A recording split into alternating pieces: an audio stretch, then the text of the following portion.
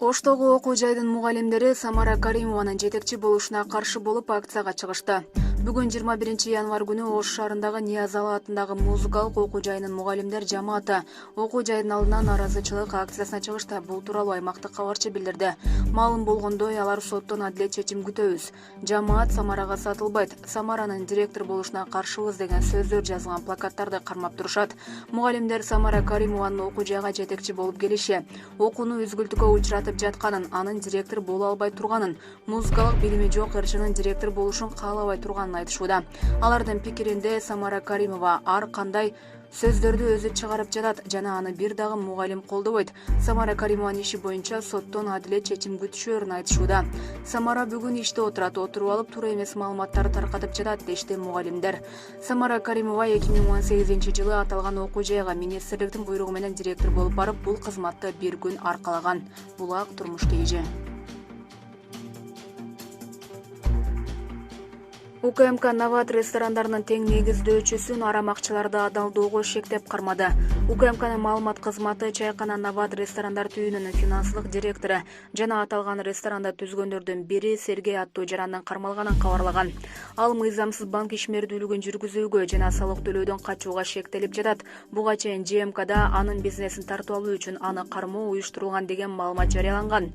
Тергөөнүн маалыматына караганда, кармалган адам кылмыш жол менен түшкөн кирешени күрөөканалар түйүнү аркылуу адалдап келген. Ошондой эле тергөөчүлөр ишкер 2009-жылдан ушул күнгө чейин ири өлчөмдөгү салыкты төлөбөй келгенин божомолдошууда.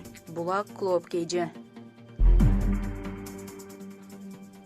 Чети талапкерге шайлоо күрөөсү кайтарылып берилет. Кыргызстанда 10 январда өткөн президенттик шайлоого катышкан жети талапкерге шайлоо күрөөсү кайтарылып берилет. Бул тууралуу Борбордук шайлоо комиссиясынын маалымат кызматы билдирди. Алар шайлоого келген элдин 1%дан ашыгынын добушун алган талапкерлер. БШКнын акыркы жыйынтыгы боюнча шайлоодо ат салышкан 17 талапкердин ичинен Садыр Жапаров 79,20%, Адахан Мадумаров 6,79%, Бабыржан Төлбаев 2,36%, Мыктыбек Арстамбек 1,69%, Абдилсегизбаев 1,46%, Имамидин Ташев 1,17%, Клара Соронкулова 1% добуш алган. Калган талапкерлер алган добуш 1%га жеткен эмес. Мыйзам боюнча шайлоого келгендердин добуштарынын 1%дан кем эмесин алган талапкерлерге 1 миллион сом шайлоо күрөөсү кайтарылып берүүгө тийиш. Азыр шайлоого байланыштуу БШКнын депозит эсебинде 18 миллион сом бар. Анын 7 миллион сому талапкерлерге кайтарылат, калганы кайтарылып берилбейт, бюджетке чегерилет. Булак Азаттык. Автоунаа номерлерин сатуудан өлкө бюджети 70 миллион сомго толукталды. Былтыр каттоо кызматынын алдындагы Инфоком ишканасы сандардын өзгөчө айкалышындагы аукциондук жана аукционсуз номерлерди сатуудан мамлекетке 70 миллион сом которгон. Бул тууралуу мекемеден билдиришти. Маалыматта айтылгандай, 2019-жылга салыштырмалуу автоунаага карата даярдалган номер белгилеринин саны 99 000 пластинага төмөндөгөн.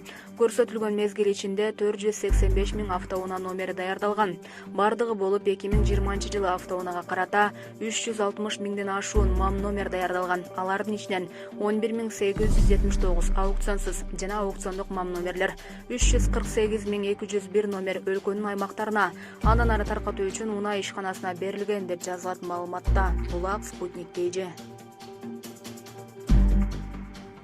Кыргызстандын өкмөтү отставкага кетти. Кыргызстандын өкмөтү кече 20 январь күнү отставкага кетти. Бул тууралуу президенттик аппараттын жетекчиси Сүйүнбек Касманбетов журналисттерге билдирди. Садыр Жапаров өкмөт башчылыктан кетүү чечимин кабыл алды. Мындан улам өкмөт толугу менен отставкага кетти. Анткени менен министрлер кабинетинин жаңы курамы дайындалганга чейин алар өз милдеттерин аткарууну уланта беришет, деди Касманбетов. Эске сала кетсек, 5-6 октябрдагы окуялардан кийин Кыргызстанда жаңы өкмөт дайындалып, аны Садыр Жапаров жетектеп калган. Бирок ал президенттик шайлоого аттанган соң кызматын убактылуу токтотуп, өкмөт башчынын милдетин аткаруучу катары биринчи вице-премьер Артем Новиков иштеп жаткан. Булак Спутник Кейжи.